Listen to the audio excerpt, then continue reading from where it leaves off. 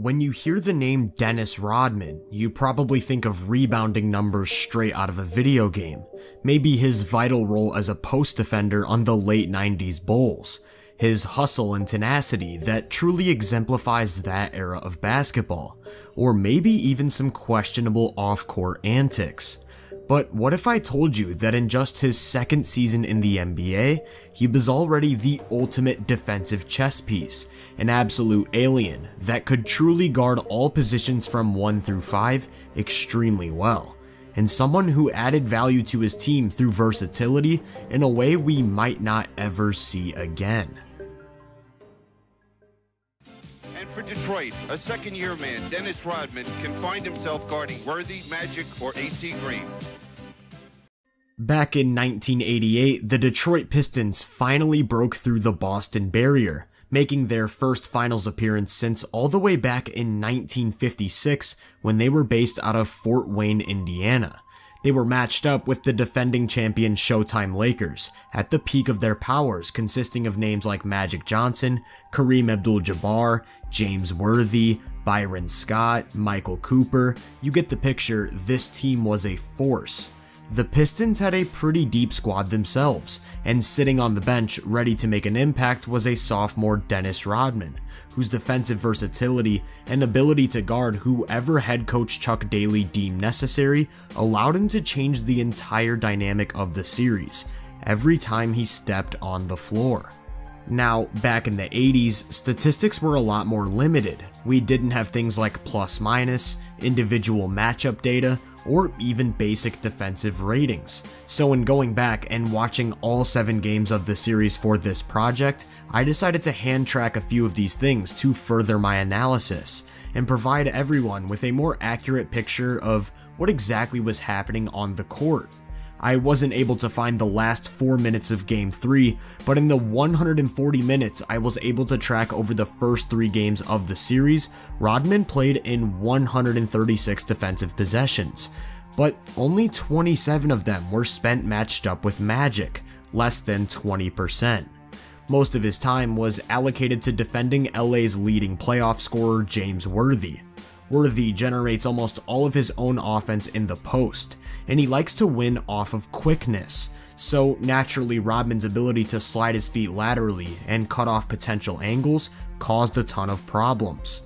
You can see it here. Rodman takes away the baseline, forcing Worthy to attack the middle, and when he does, slides back in front and uses his lower body to absorb contact and hold his ground.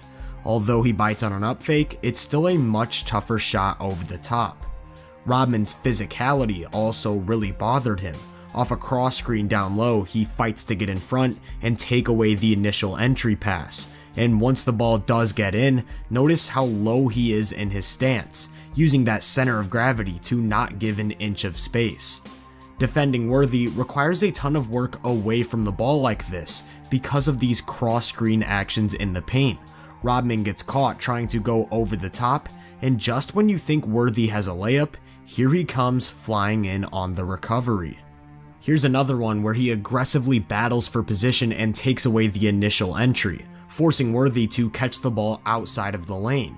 He doesn't bite on the rocker step, slides laterally to close off a drive right, then again to take away a counter spin, doing everything to near perfection up until a foul at the end.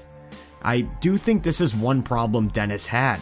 He could get a bit overzealous when attempting to deny the ball, or in how he used his lower body to disrupt ball handlers, which did lead to some avoidable fouls.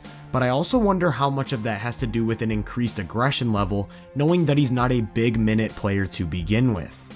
Due to that post defense, he also spent some time matched up with big man Michael Thompson.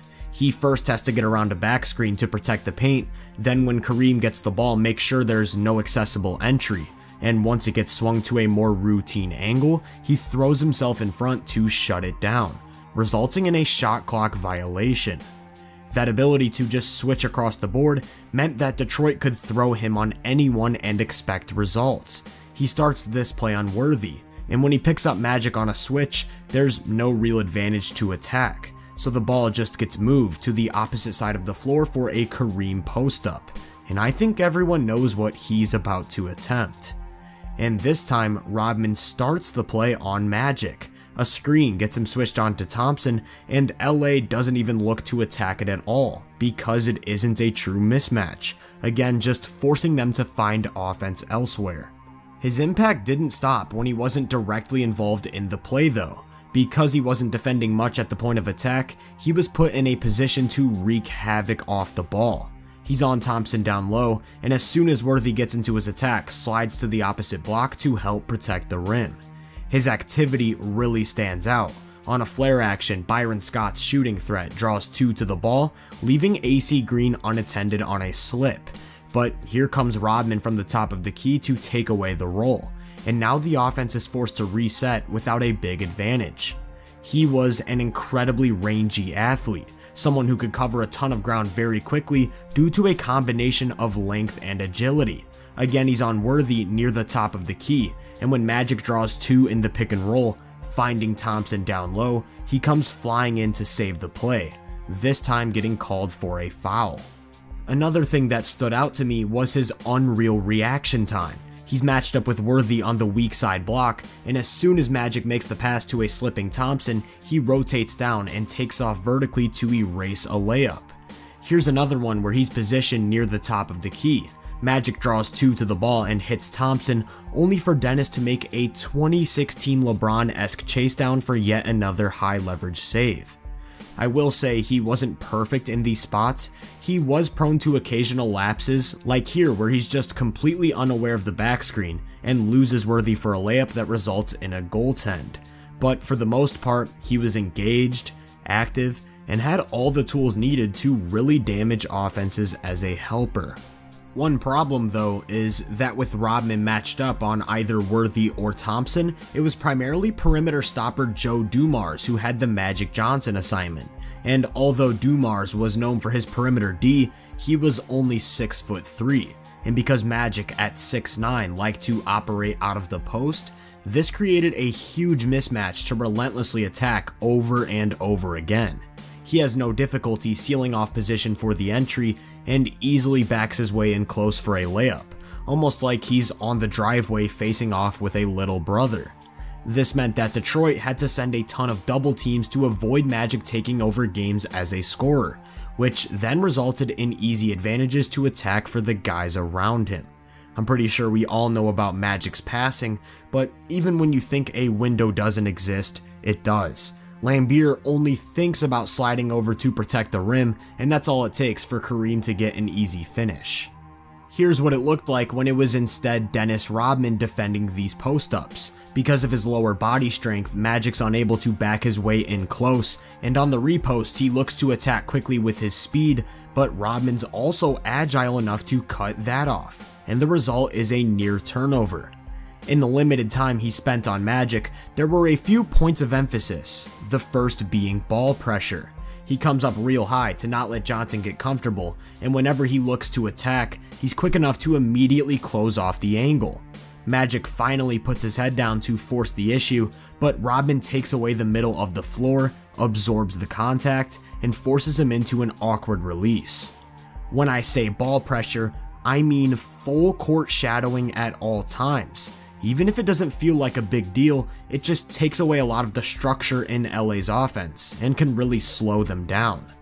How about before he even touches the ball? Off a made basket, Rodman's completely denying Magic the inbound, and when Kareem looks to get it to someone else, Isaiah Thomas takes it away and steps into a 3-point shot at the buzzer.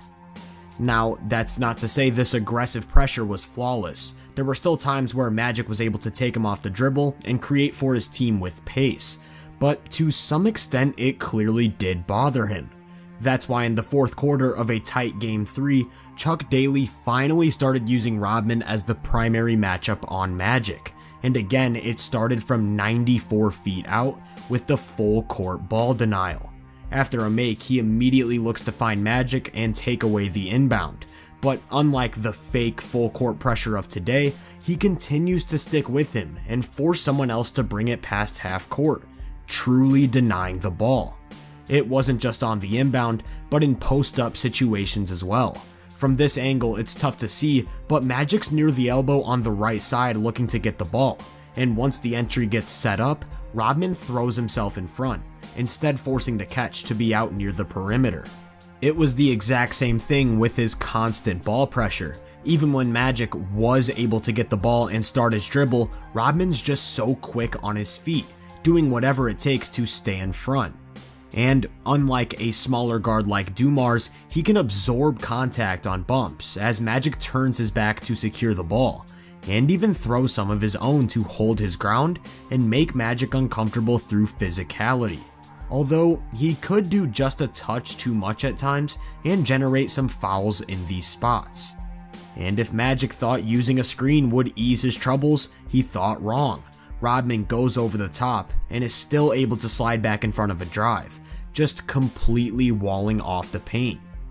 The unfortunate reality of the situation though is that this ended up being a classic example of too little too late, going on to lose this game at home as the Lakers took a 2-1 series lead.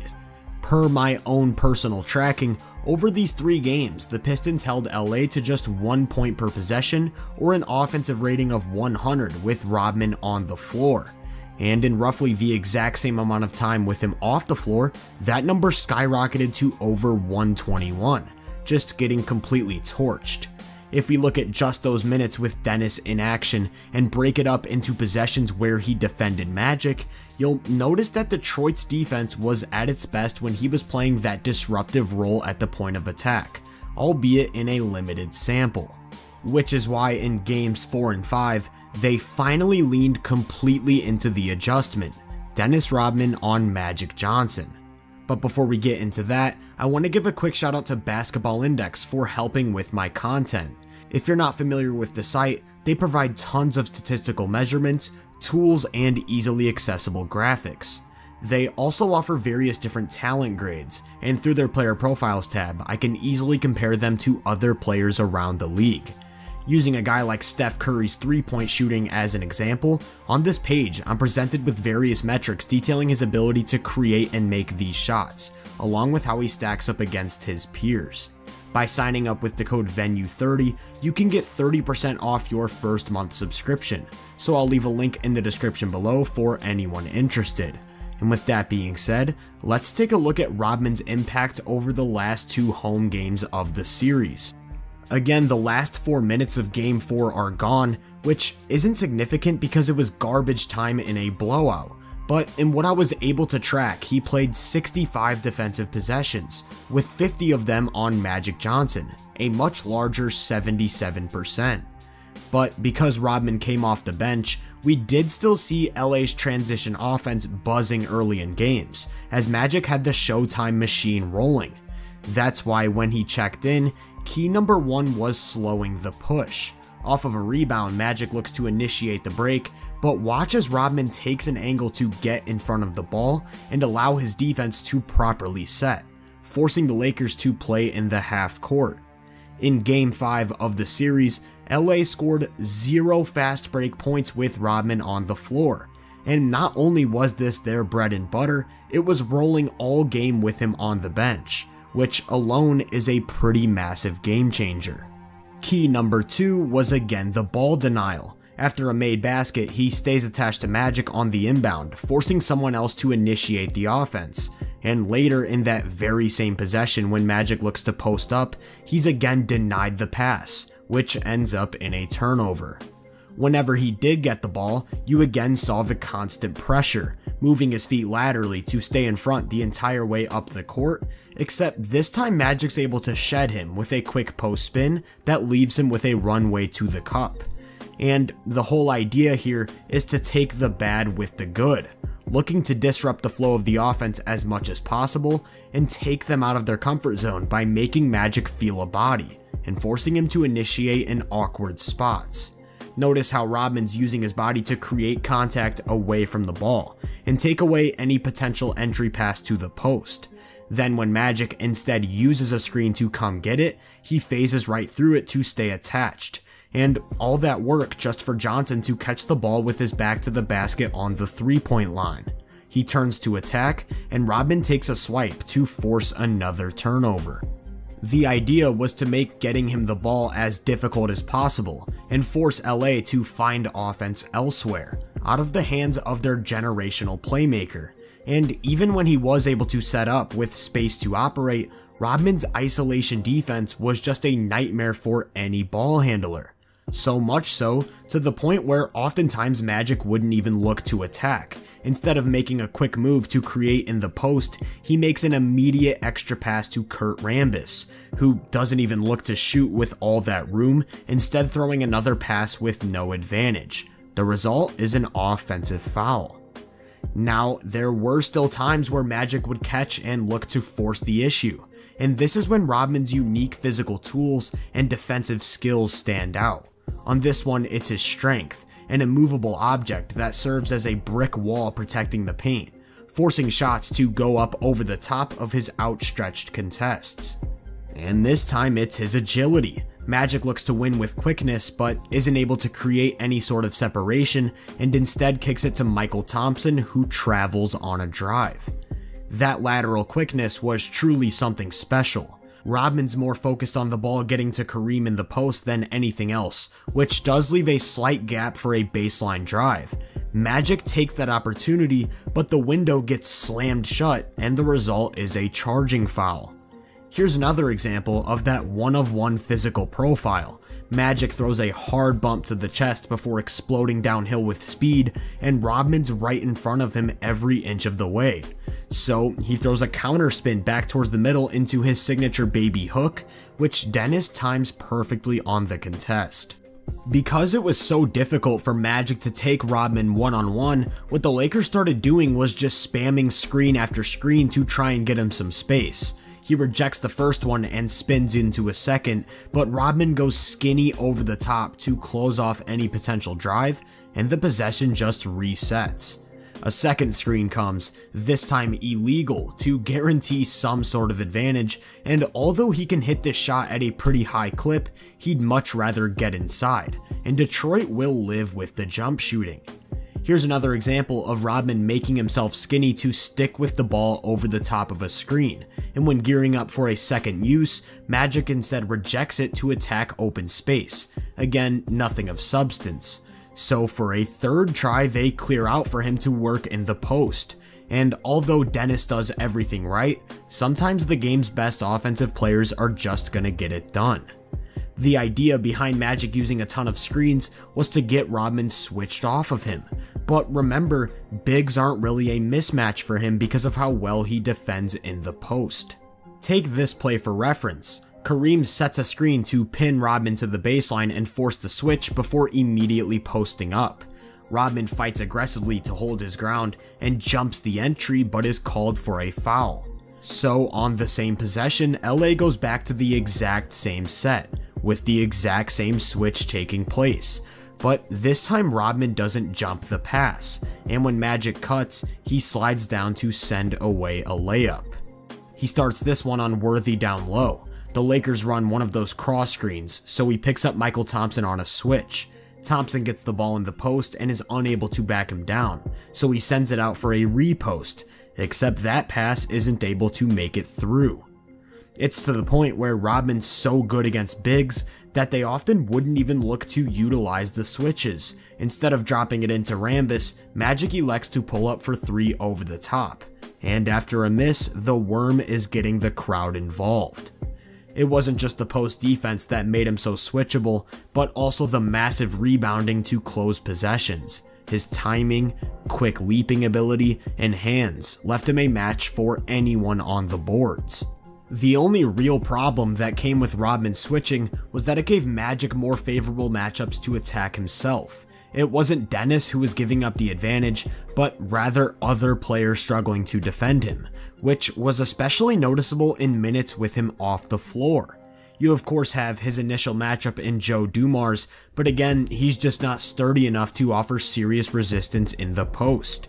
And when the Pistons instead look to John Salley as a potential candidate, now you're giving up speed and the ability to effectively cut off Magic's drives.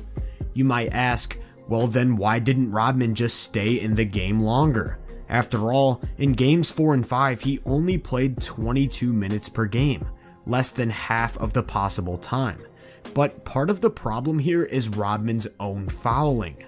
I briefly touched on it with Worthy, but this was a huge limiting factor. Again, I don't know how much of the aggression has to do with the fact that he knows he's not going to play huge minutes, but some of the fouls are just dumb decisions and completely avoidable. Over the entire playoff run, he recorded just over 20 minutes a game, and in that time, an absurd 7.3 fouls every 75 possessions, which continued into these two as he fouled 5 times in Game 4 and fouled out of Game 5 completely. With all of that said though, his impact was still felt in a major way. They won both of these matches, taking a commanding 3-2 lead in the series, and I can't possibly stress enough just how dominant Detroit's defense was, with Rodman on the floor giving up just 86.2 points per 100. With him off the floor, they were still pretty sharp. 108 is not bad at all, but still a pretty noticeable difference. And if we take a look at the time he spent specifically matched up with Magic, just 82. They weren't only shut down, but left completely answerless in that time.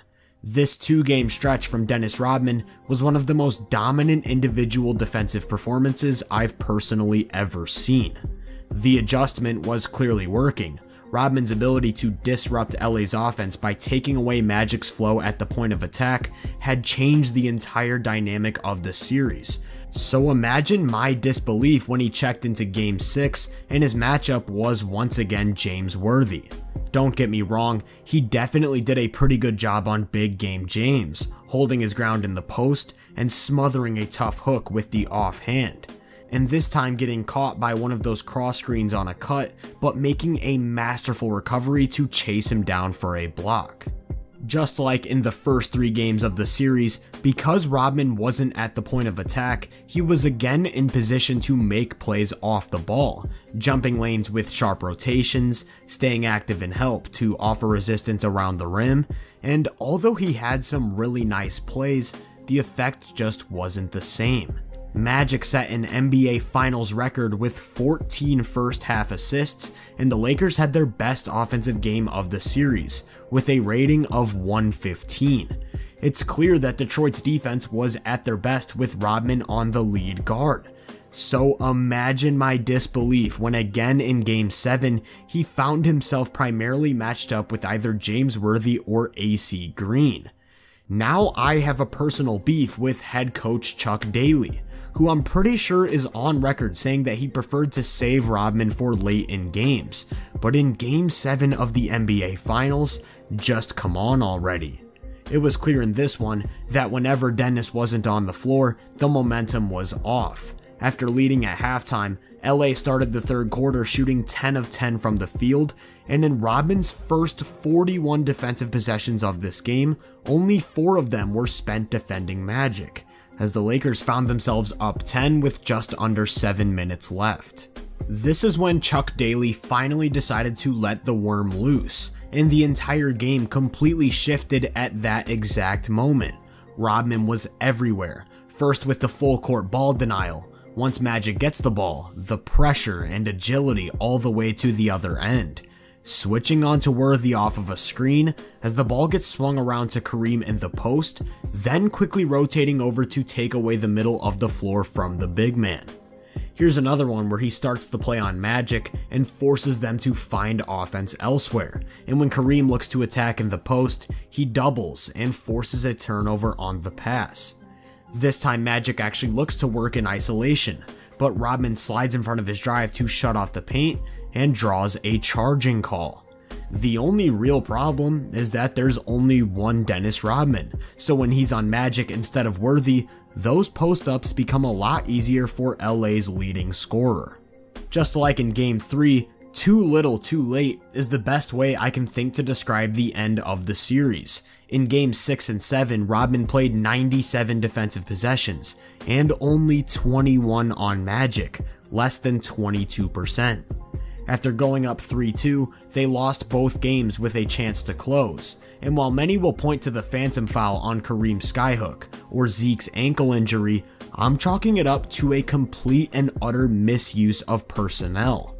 Over these 2 games, the Pistons had about a 110 defensive rating with Rodman on the floor, and a 116 with him on the bench, a pretty stark difference from what we saw in 2 games prior.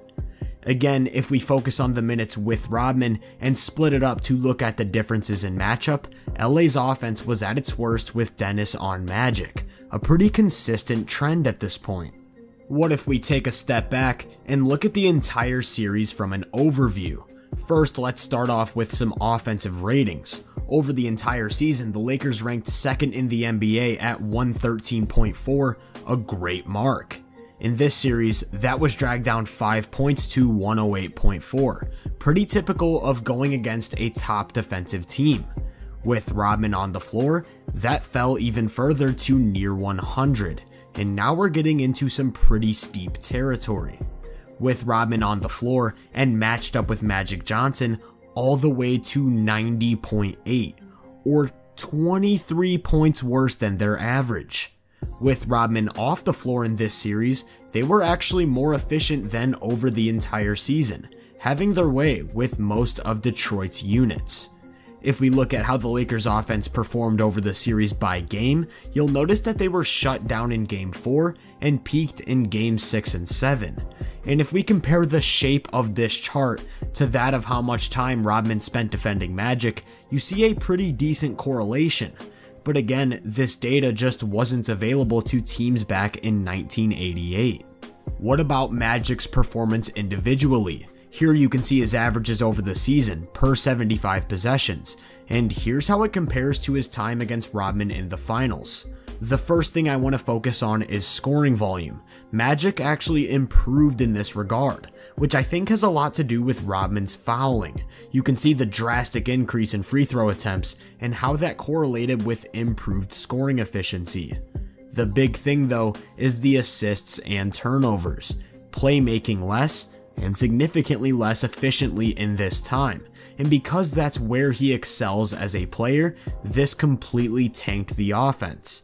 It's pretty clear to me that Rodman's ability to disrupt and take him out of his comfort zone really did some damage. There's still somewhat of a happy ending for the Pistons though, as they would go up against a more injured version of the Lakers 1 year later and sweep, winning the first championship in franchise history. But that's all I've got for you on this one. Huge shout out to Skeptic and Tape Hole Annex for providing the film used in this video. None of this analysis or hand-tracked data would be possible without footage, and I'll leave links to both of those channels in the description below if you're interested in checking out any of the 7 games yourself. If you enjoyed this breakdown, make sure to drop a like, subscribe, and turn my post notifications on to be first on more content. If you're interested in my more in-depth research, make sure to check out my website and social media profiles. You can find those links in the description. Feel free to let me know down in the comments what you think of Dennis Rodman. As always, I hope you all have a great day, and I'll catch you guys in the next one.